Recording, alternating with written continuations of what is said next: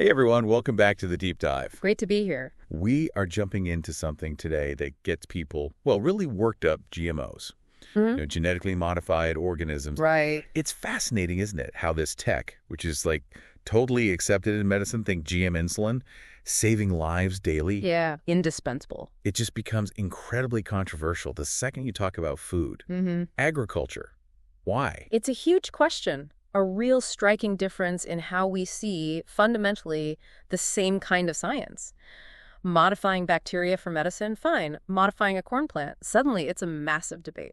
Absolutely. And look, our mission here today is to try and unpack that. We want to explore the facts, the fears, and maybe the future of GMOs. Using the material we've got, yeah. Exactly. We've got some really good source material, and we're here to guide you through what seems most important. Okay, so where do we start? Maybe with a bit of history. Context is key here. Good idea. Because the idea of messing with genes isn't exactly brand new, is it? Not at all. Humans have been genetically modifying organisms for, well, thousands of years. Just, slower, less precise. You mean selective breeding? Exactly. Think about it. Our ancestors weren't just picking random plants. No, they were actively choosing. If you found a wild wheat plant with slightly bigger grains... You saved those seeds, planted them next year, hoped for the best. Same with animals, right? Wolves that were maybe a bit friendlier, more loyal. You'd try to breed from those. And over millennia, doing that again and again. It fundamentally changes the organism. You get modern corn from something that looked totally different. Decente, yeah. Barely recognizable. Or look at dogs. All that diversity, all from wolves, thanks to selective breeding. It's all genetic modification, just slow motion. Okay, so the big leap with modern genetic engineering then isn't that we change genes, it's how we do it. Right. Selective breeding is kind of playing the lottery. You cross two things and hope the good traits combine. Maybe you get lucky. A lot of guesswork involved. Yeah. Loads. Whereas modern genetic engineering lets us be much more specific. We can identify a particular gene for a trait we want, say, pest resistance. And you can take just that gene and insert it directly into the plant's DNA. It's targeted. Choosing the trait, not just hoping it appears. Which, okay, sounds efficient, but that precision also brings us straight to the big worries people have, especially with food. Definitely. A major one is gene flow.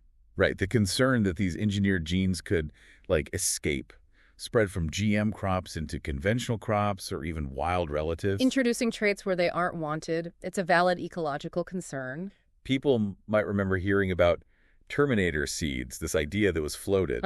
Seeds engineered so the plants they grow are sterile. Yeah, to prevent that gene spread. Yeah. And, let's be honest, probably to make farmers buy new seed every year. That caused a massive backlash, though. Huge public outcry. It wasn't really put into practice widely because of that. But has accidental mixing happened? Does it happen? Yes, the source material acknowledges that. There have been cases, finding GM plants growing where they weren't sown, or traces of modified genes in other batches. But there are limits, right? Sure. Plants can generally only cross-pollinate with closely related species. And many big crops, like soybeans, mostly pollinate themselves anyway. Plus, farmers use methods like buffer zones, leaving space between GM and non-GM fields. Exactly. So managing gene flow is important, but the source material kind of pivots from there. It asks, okay, even if some mixing happens, is the food from these GM plants actually different? Is it riskier to eat? And that's really the core safety question for most people, isn't it? It absolutely is. And this is where the science gets, pretty clear-cut, according to the sources. Decades of research. Decades. GM plants destined for food go through a whole battery of tests, looking for potential toxins, allergens, nutritional changes. Multiple agencies review the results. And the conclusion? After, more than 30 years, thousands of studies, the overwhelming scientific consensus is in. Eating GMOs is no more risky than eating the equivalent non-GMO food. That's a strong statement. It is. And the source encourages checking the references, seeing the weight of evidence yourself. The science on safety for consumption is very robust. Okay, but what about things like BT crops, where the plant makes its own insecticide? That sounds inherently risky to some people.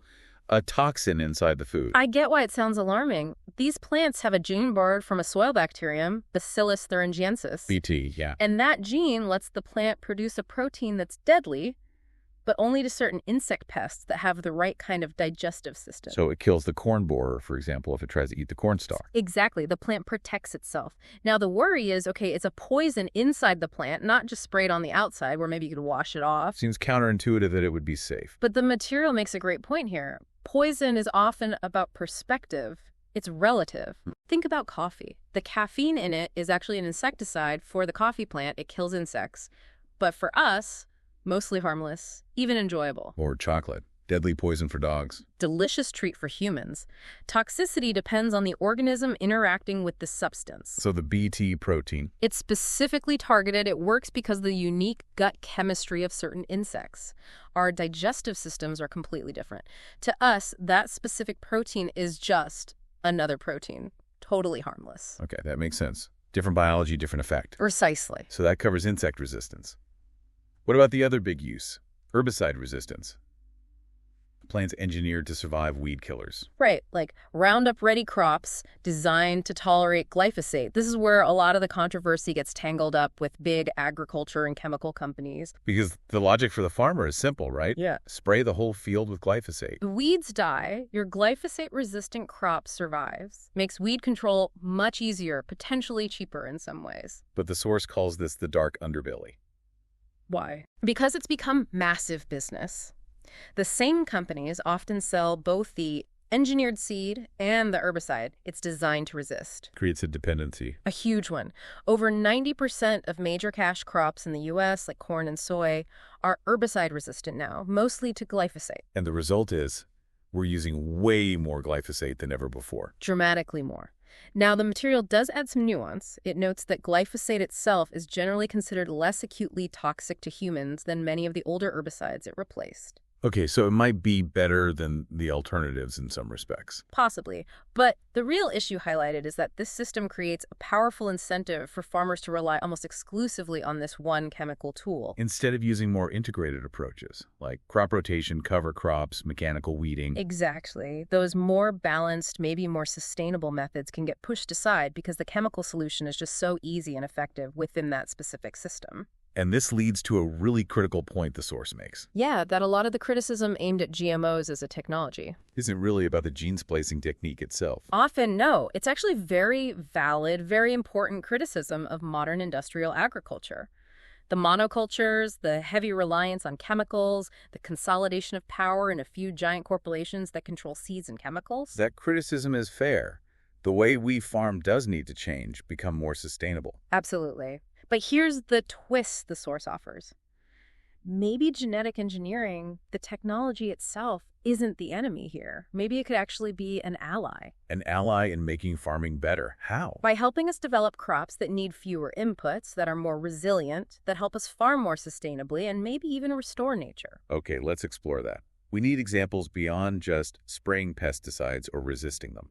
Look at the eggplant farmers in Bangladesh mentioned in the material. Pest infestations were wiping out huge portions of their harvest. Forcing them to use tons of pesticides. Exactly. Really harsh chemical cocktails, expensive, and making the farmers themselves sick from exposure. And what happened? In 2013, they introduced a GM eggplant variety with that Bt gene we talked about, pest-resistant eggplant. And the result? Insecticide use on those eggplants dropped by over 80%. Farmers were healthier, their yields went up, their income increased dramatically. It was transformative for them. Wow. Okay, that's a powerful example. Or think about papayas in Hawaii back in the 90s. Ah, the ring spot virus, right. Yeah, it was devastating the industry, just spreading like wildfire, killing trees. It looked like papaya farming in Hawaii might just disappear entirely. And the solution? A genetically engineered papaya. Basically, they gave the papaya a gene from the virus itself, which acted like a vaccine, making the plant immune. It saved the industry. Pretty much. The source suggests that, in that case, the GM approach wasn't just an option, it might have been the only way to stop the virus and save Hawaii's papayas. So these examples show the potential beyond the dominant uses. Right. But the source is also realistic. It points out that today, still, something like 99% of all GM crops grown globally fall into those two main categories, producing their own insecticide or resisting herbicides. So that broader potential is still mostly potential. Largely, yes.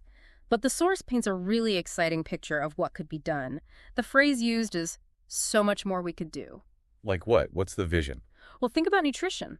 Engineering crops to be healthier for us. Plants that produce more vitamins, like golden rice engineered to make beta-carotene to fight vitamin A deficiency. Or more antioxidants, different types of healthy fats. Exactly. Or building climate resilience directly into our crops. Imagine plants that can handle drought better, or survive unexpected floods, or tolerate saltier soils as sea levels rise. That seems incredibly relevant right now. Hugely. And what about actively helping the environment? The source talks about engineering crops to do things like pull nitrogen directly from the air. Like legumes, peas, beans already do with help from microbes. Yeah. Imagine if corn or wheat could fix their own nitrogen. We could slash the need for synthetic nitrogen fertilizer. Which is a huge energy hog to produce and a major source of water pollution and greenhouse gases. Right. This could help tackle fertilizer overuse in places like the US and Europe, and fertilizer shortages in parts of Africa and Asia all at once. That's ambitious. What else? Even bigger picture thinking, modifying plants, maybe trees, to be super efficient at capturing carbon dioxide from the atmosphere. Using plants to actively fight climate change. Potentially. The source mentions efforts to engineer blight resistance into the American chestnut, a tree that once dominated eastern forests and was a massive carbon sink before it was wiped out. Maybe we'd bring it back, or develop other plants specifically for carbon capture. So the message is the technology has vast potential beyond its current, somewhat narrow applications. Absolutely. The quote that stuck with me was, "With the tools we have today, our imagination is the limit." Okay, let's connect this back to the big picture and, why this matters to you listening. The world eats a staggering amount of food, about 11 million pounds every single day. And the population is growing. The UN estimates we'll need something like 70% more food by 2050. That's a lot more food. A huge challenge. How do we possibly produce that much? The source lays out two basic paths. Path 1? Keep doing what we've often done. Clear more land. Cut down more forests, plow up more grasslands, turn them into fields, use more water, more fertilizer, more pesticides, expansion. That sounds pretty rough on the planet. It is. Path 2, get smarter. Find ways to grow significantly more food on the farmland we already use. Make agriculture far more efficient and productive. Intensification. Doing more with less land. Exactly. And this is where that provocative idea comes in from the source material. Which is? If GM technology used wisely for things like higher yields, drought tolerance, reduced fertilizer needs becomes essential to achieving that sustainable intensification. Allowing us to feed the world without destroying more nature. Could GMOs, in a way, become the new organic?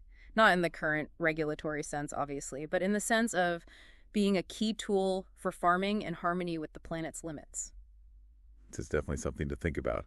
So understanding this helps you see beyond the headlines, right? Yeah, to grasp the complexity. It's not just good or bad. It's a technology with real risks tied up with problematic business models sometimes. But also, according to the potential laid out here, it could be an incredibly powerful tool for tackling huge global issues: food security, environmental protection, climate change. So we've journeyed through the history, looked squarely at the fears, the gene flow, the safety questions, the Bt toxins, the herbicide link. Distinguishing between worries about the tech itself and valid criticisms of how it's often deployed within the current agricultural system. And then we explored that huge future potential, from healthier food to climate-resilient crops to plants that might actively help heal the environment.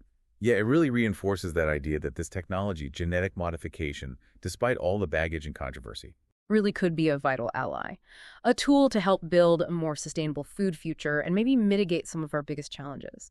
Which brings us to a final thought, something to maybe chew on after this deep dive. Okay, leave us with something provocative.